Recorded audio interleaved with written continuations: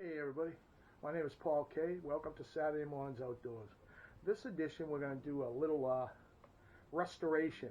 If you followed a few episodes back, I went to a gun show and I purchased a 1953 Kodiak Bear Recurve, which is a really high quality bow. It was in pretty good condition, and this episode's about seeing if I can get it back into hunting mode. I'm going to clean it up and see if anything needs repairs and set it back up and see if we can get it to get some meat. It's a beautiful bow. Bear makes some really beautiful, especially that Kodiak Recurve series.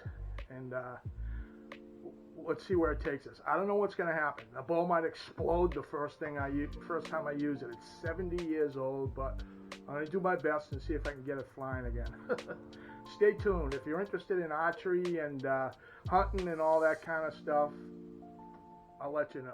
So here it is. This is the bow, and if you can see, it's every recurve has this on it. Every bow has this on it, but it's 60 inches. That's how long it is, and it's 45 pounds, and that's the pull that it is. And 45 pounds happens to be the legal shooting weight that you must have to take big game in Massachusetts. And I generally shoot a 60-pound bow, but this is in the ballpark enough to use for hunting, and it is just a beautiful bow, but it needs 10 to 11 care.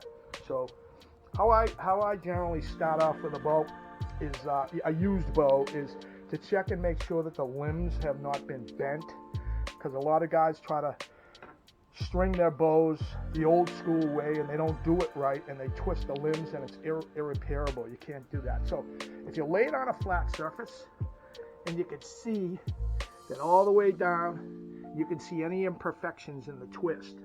Just flip it over and do the same thing. And this one looks perfect, and that's what I bought it. I would recommend doing that. There is the Bear medallion, very desirable and collectible for bear archery enthusiasts. But I would do that every recurve that you're going to buy. Do that kind of check, and that's the first thing that you would do.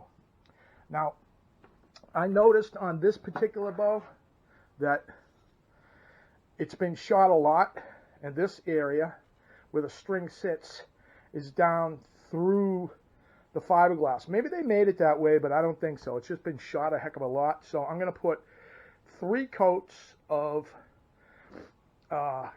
clear paint, spray paint, and wait 24 hours between each coat just to get that layer back up there to protect that wood. Other than that, this thing seems to be flawless. So let's go. Let's start getting this thing back into shape for 2023 hunting season and get some meat with it. And so I have Krylon Gloss Crystal Clear paint, and I'm going to be using this. So basically it's pretty simple. Just to put, I want to get a protective layer on that, on the bow area there. So, and get my drippies and just kind of along the edges, just clean it up, because I just want that paint in the groove. And I'm going to do this 3 separate times to each end with a 24-hour wait between each, just to build up that layer in there. I want to get that layer in there to protect that fiberglass. You probably could shoot it like it is, but you'll really ruin the bow. You can see it's telling you I'm hurt and I got a boo-boo and I need it to be fixed. So next, what I already did this, but the old rug on the shelf, I removed that. It's a piece of material, for people that don't know, that the arrow sits on. It's called a rug, and this is called the shelf. And I removed that, and then there was a side friction plate here, and I removed that. And it's got 70-year-old dried glue. I removed most of it by basically nice and easy with a cloth, but I want to dissolve the rest of it with a little bit of WD-40. You can use lighter fluid, and you just let that sit for a little bit, get it all up in there, and that'll break down the dried up 70-year-old glue, you know, and then it'll be easier to remove. So let's wait. So get a nice textured cloth for this, and you can just rub it, and you can feel the gunk that's dissolved. Get that off there. Lighter fluid works well too. I think it's pretty much any petroleum-based product will break down old glue and that gummy residue. Like when you take a price tag off something and that glue crap stays on there. Any petroleum-based product, see, look at that. That came out really nice. That cleaned it up real good. And now it's ready for new installation of new stuff on there. A new rug. And I like a flipper. It's called a Flipper S2. It's old school, but I love it. That's all I shoot on my bows, and I love that thing. But we'll get to that in a little while. And next up, I recommend this for every recurve you got, or any kind of fine wood. Get a high quality car wax. I generally use this for my motorcycle, but it works, it's wax, it's great. And wax your bows, and it gets all the dirt and grime that's built up from sweat and, just use. And it's, you'll see the difference. It's incredible. It's micro polishing the wood and the finish. You ain't gonna hurt the finish with this. This is the best thing this bow could want, or any bow could. So the wax is hazed off, and now it's time to just polish, just like you're waxing your car. You will be absolutely love the finish. You're micro polishing it is all basically what you're doing. It comes out like beautiful furniture.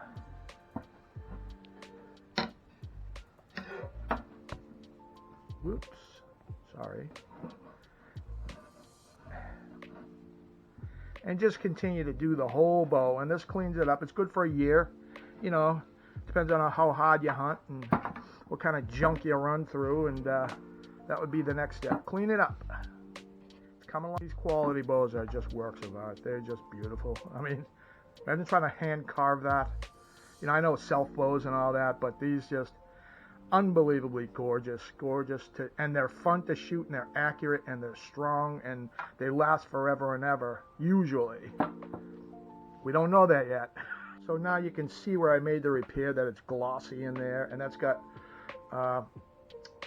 3 coats of 24 hours between each, and that should be plenty of protection. I know a full-on bowyer, a guy that professionally works on bows, would probably, I don't know, put some kind of gel coat or something, but this will last as much as, for what I'm going to shoot it, I just added another 50 years to it, I bet. Whoever shot this before, if that's worn because of shooting, that's a lot of shooting. To be really honest with you, I've never seen a bow that was worn down like that. Maybe this is just how it's made, but I don't think so. It looks like wear. And this was not glossy before I painted it. You can see the gloss in there now, maybe. Yeah, see that? See that shine? That's the layers of paint that I put in there to protect it. You could probably use epoxy in there too, but I think it came out pretty good for what I want to do with it. So just for identification purposes, most bows, but especially Bear, they mark everything. It'll give you all the info. It says right there, Canada, 1953. Hopefully you can see that. So you can tell how old the bow is and check the patents and see what models and everything. Bear Archery Company, Grayling, Michigan. And so between that, you get all the information. Generally, it's right on. So just as a little fun side note, I have a nephew that I used to take hunting, and we were hunting with a bow, and we were rabbit hunting, and we got a few rabbits, and he loved to hunt. His name was Chris, and he was only a kid at that time, 12 years old, 11, 12 years old, and he wanted the bow. It was his shot next, and he said, "Give me the bow, Uncle Paul.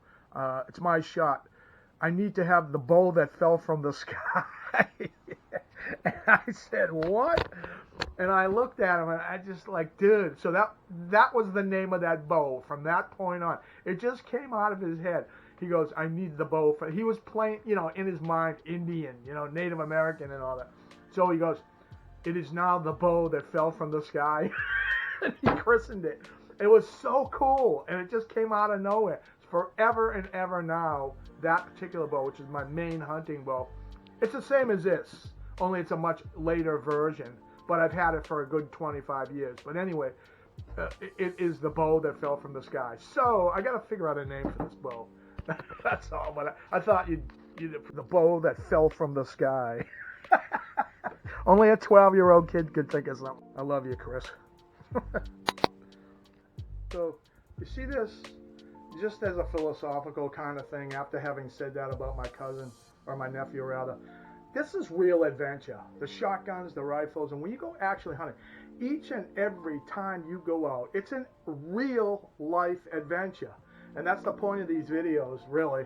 That really the main thing, what I'm trying to do is to get you young kids out in the woods and the ocean and the lakes and the ponds and get out fishing and hunting, because it's way more fun than being online, man. This is real adventure.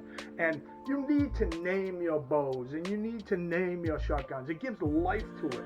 And it's an adventure, man. You got to let that hunt spirit, that spirit of hunting, be alive in you. And it makes it more exciting and more thrilling, you know? I mean, it's really, really an enjoyable, lifelong pastime. And men have been doing it and women have been doing it for thousands of years, and it's really worthwhile. That's all I want. You know, it's kind of funny. You don't have to tell an 11-year-old kid to name a bow. He just does it. And that's the spirit. That's what I'm talking about. They know what it is. It's an adventure. It's an adventure, and it lights you up. And it's just too cool. Just that thought of my nephew doing that is just really, it's inspiring, and it's just how the hunt should be, you know, and the fishing and all that. And that stays up in you, inside you, and it keeps you young, and it just keeps you going, and you're looking forward to next week. And that's the purpose of these shows, really. So I've got the 3 coats on both ends. I even think I put a couple more on there. I just wanted to show you the difference. This is its stepbrother. This is the other recurve, the Bear Kodiak, and that's what the Bear Kodiak looks like. Now this one, it's about 15-20 years old, and I shoot the heck out of that. But this one, that's the one that I repaired. I put the layers in there. I don't know if that's how they made them, or that this bow has been shot so much. So I don't know what to think on that, but I do know that it's protected, even if that's the case, if it's been shot that much. But I just wanted to show you the difference. We roll on. So at this point, I want to start setting it up. So I want to put a new shelf on. I mean, a new rug on the shelf. And it comes in a little kit. I don't use the plates because I'm going to use a flipper rest. It comes in little kits like that. So this is the bear rug, and you just set it up on there. You mark it, you trim it, and then you attach it with this adhesive to the shelf. So I'm going to do that. So I've installed the rug. Come out really good. I've trimmed it. Whoops. Trimmed it off. You take the measurement and then you install it up. And now I'm going to mount the rest. I use the flipper rest 2 or regular flipper rest. And I've been using these forever, and I love these. They got all kind of arrow rests. You can spend hundreds, you can spend $5, but I love these deals. Set this thing up. So we find the placement for the flipper rest, and then peel it, unstickify it.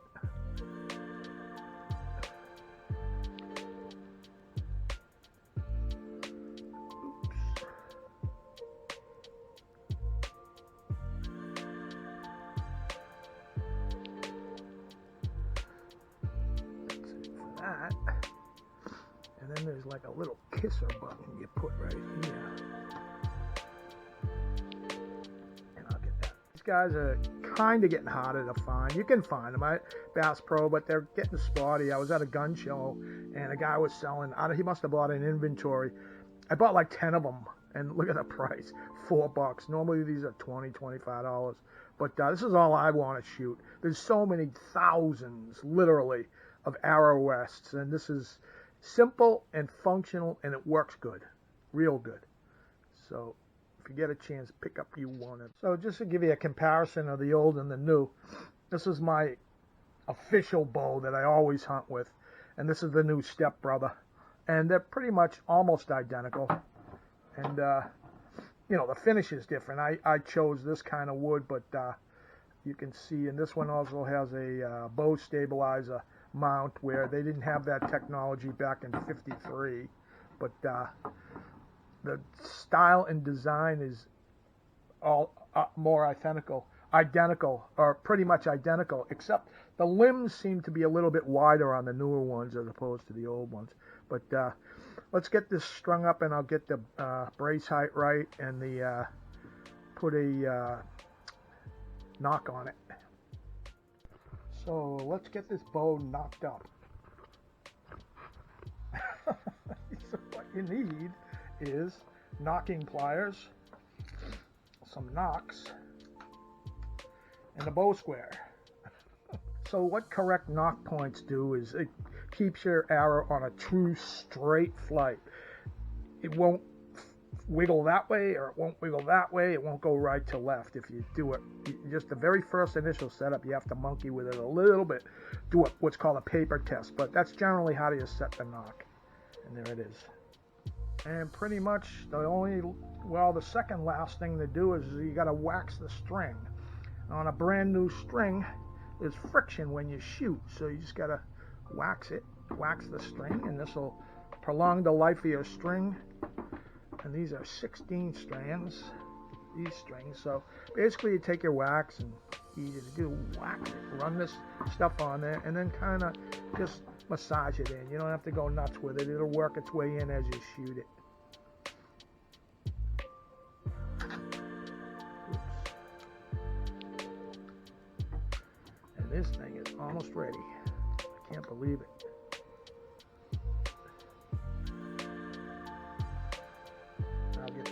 And there it is, it's finished, and there's only one thing left to do, and that's shoot it. This is the 53, and this one is my normal hunting bow, so they're stepbrothers now. So there you go, they're ready to go, man. And 65 bucks, can you believe it? I paid full price for mine. 65 bucks. It looks beautiful. I wonder how it shoots.